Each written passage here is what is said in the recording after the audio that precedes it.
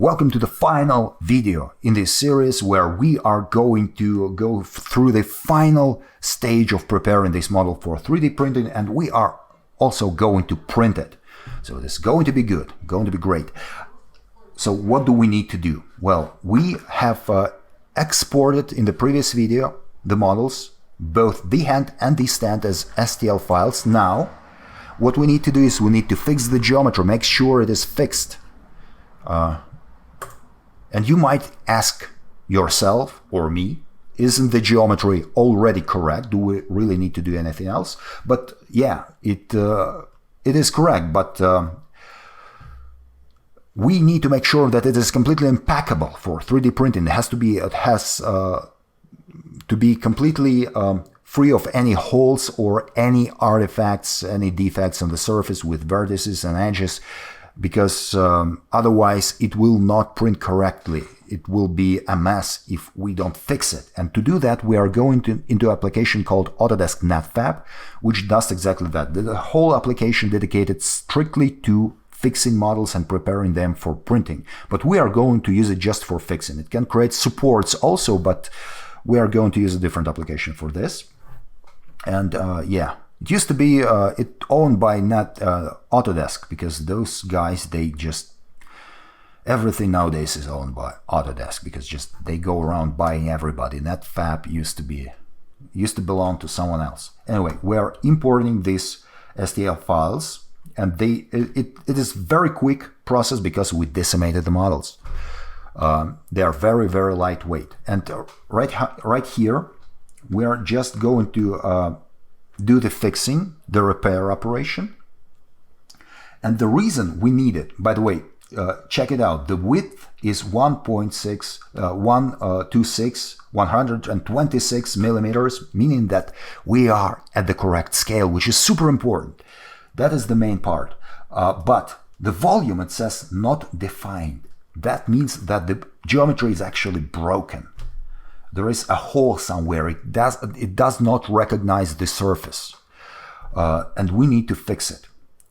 In the old days, it was a complicated process. Right now, the algorithms are really good, and it is a matter of running just a few simple operations. Repair part, there is this red cross at the top of the screen, and we are going into a separate mode. And you don't have to use NetFab to do this operation. Many different applications can do that. But you need to do it absolutely before printing. So now we are in the repair mode of the NetFab, and we can just use an automatic repair. Again, we press automatic. It is in the same place. It is red cross with a cog, just to confuse the hell out of us. And it gives you the choice: automatic repair, extended repair, 11 repair actions. Just execute all of them. And there is a slider at the bottom of the screen, and it is doing the repairs. Once it is complete, and it will be complete in just a second, we should have ourselves completely repaired geometry, completely ready for ready for printing, because we are also going to create supports in the different application, like I said. And the final stages of this repair process just usually takes a little longer. And it is a complicated model because it is a hand, there's a shell inside. Not all 3D models require a shell for printing. A lot depends on the size, but we're really careful, and we want to save material. So the process is complete. Apply repairs, and it asks if you want to, because it copies the model in case something goes wrong, so you don't damage the original model, and everything seems to be fine. And you can replace the copied model, original model, with a copied repaired model. Remove old part is what you need to choose. And now it should show the volume. And it does, 25 cubic centimeters. That means basically that 25 cubic centimeters of material will be used to print this model at this scale. And what we need to do is we need to go File, file export part as an STL file, and I am going to it is thinking. It's just preparing it for export. The window will pop up in a second, and it popped up on a different monitor. Sorry about that. Here it is.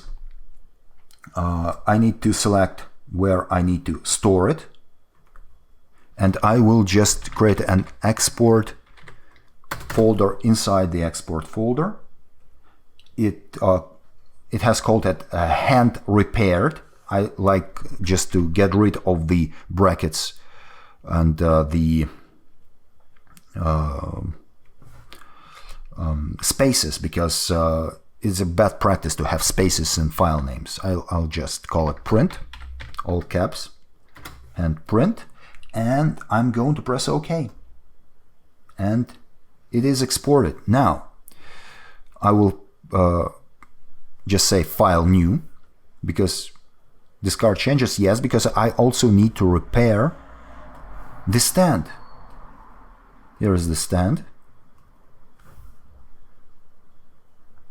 Let's make sure it's the correct scale, and it is. It's 1 centimeter width, which is correct. And I'm going again into repair mode, then automatic repair, and automatic repair.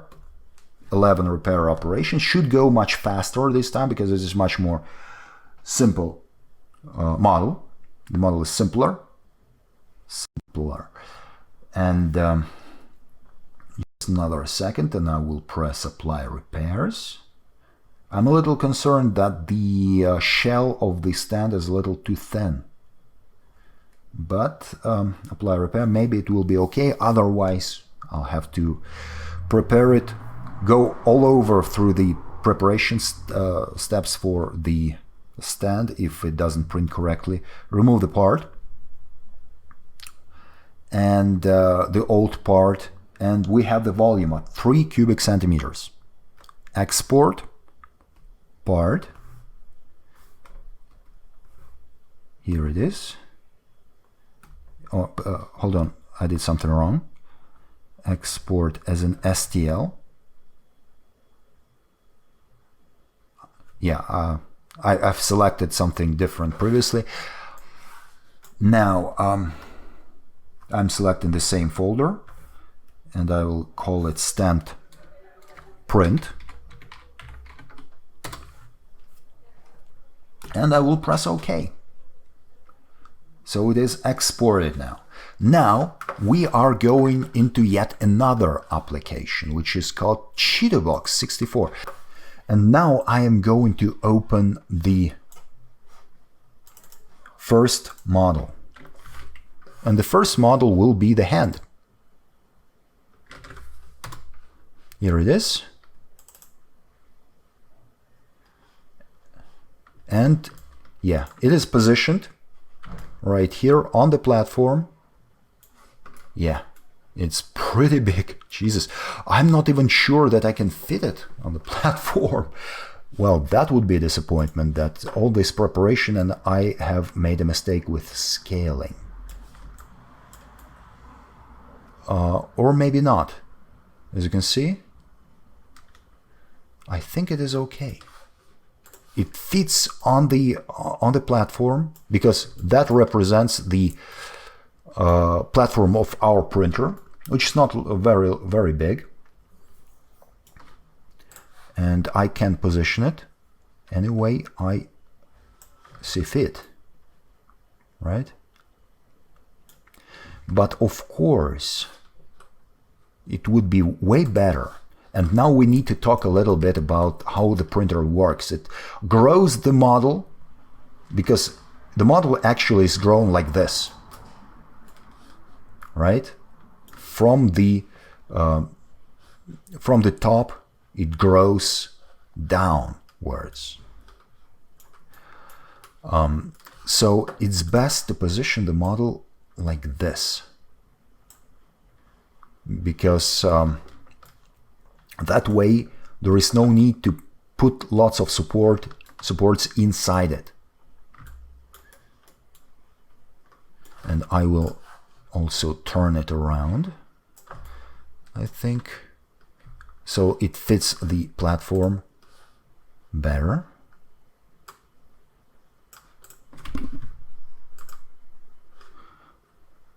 Okay, can move it around. For some reason there is no gizmo to move it. There is a gizmo for rotation, but to move it I have to put in numbers. It's not a huge deal.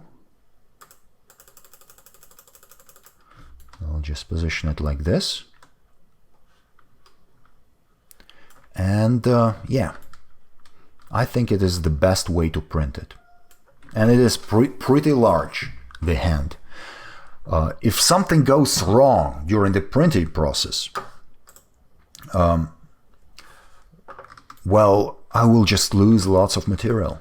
So it's best to prepare it the best we can.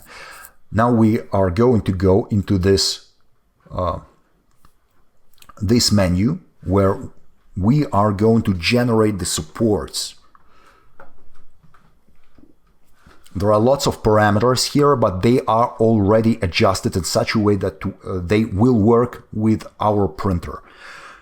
You will have to do it yourself manually, depending on the printer you're using and the material you're using.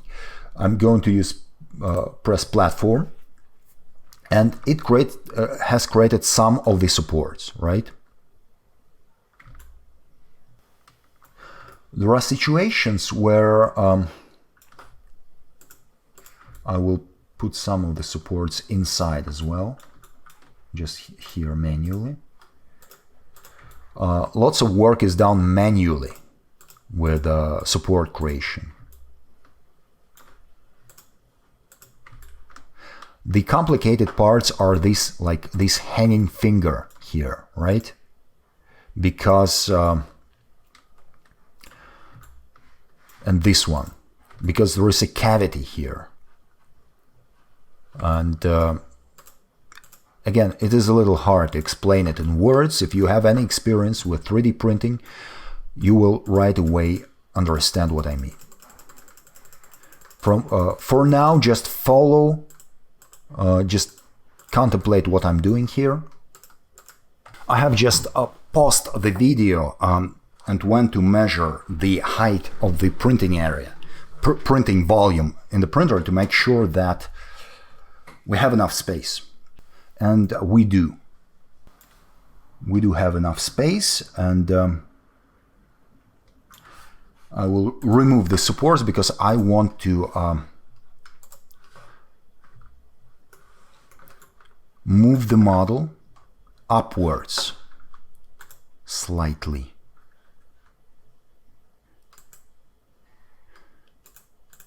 Like this. Just ever so slightly. It will be a pretty large model, I have to say. Let me just take a look at my ruler again. Yeah. No, but it's very printable still. I will just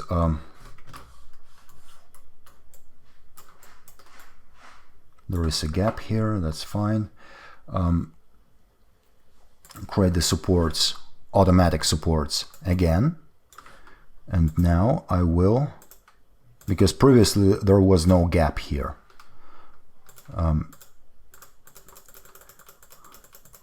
It's important to put in enough supports, because this little strings, they will have to hold the model. If you don't have enough of them, the model will just they will break, and the printing process will be ruined. And we cannot have that because it's a complicated model, and I want to print it I don't want to waste the material. I don't want this I want the first attempt to work, basically.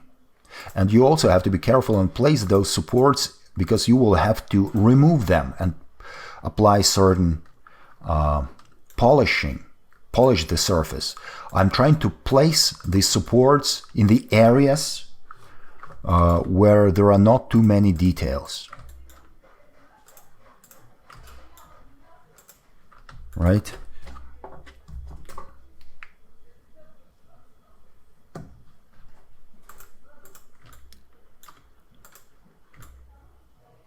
And I need to, like I said, all the hanging areas need additional support. Here, just to be on the safe side.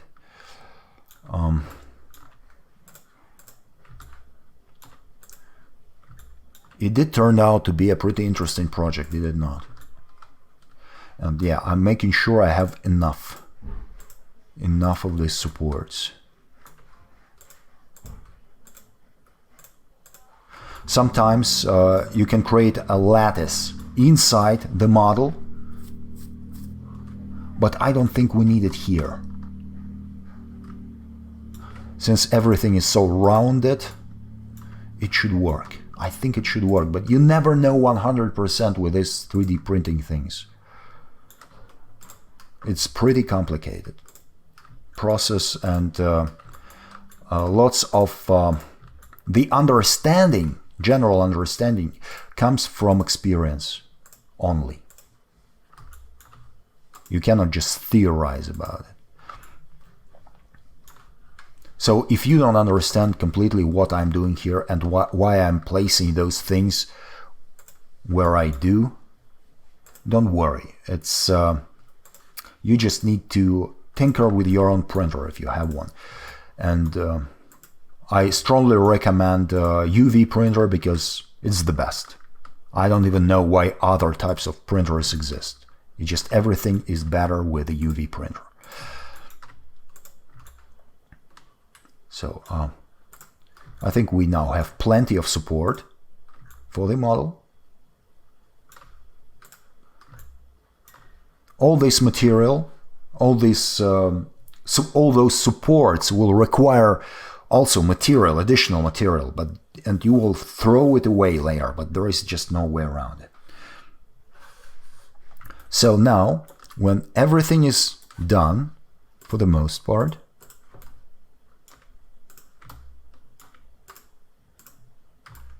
I'll just put a few more somewhere here. These hanging areas.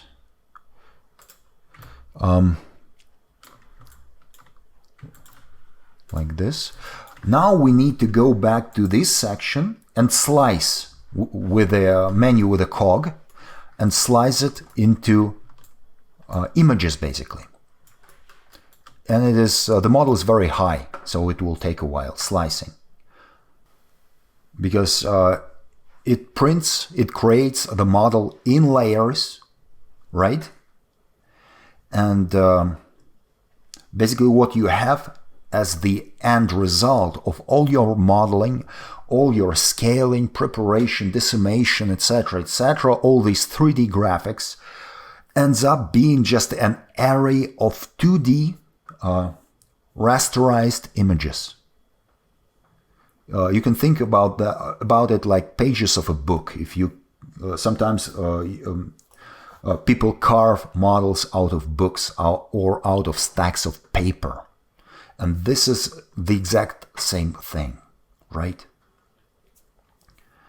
I'm not going to prepare this stand because the process is very similar. I'm just going to save this file now.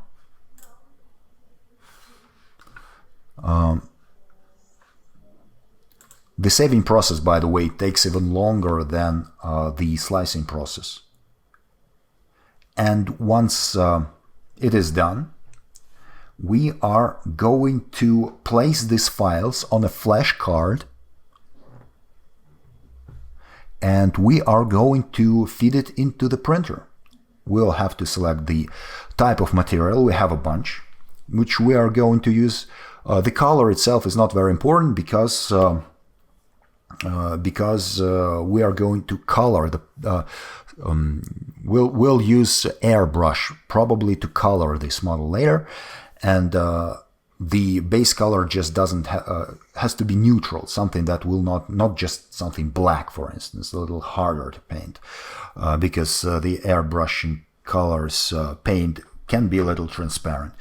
So something neutral like gray, maybe. Gray works pretty good, so yeah.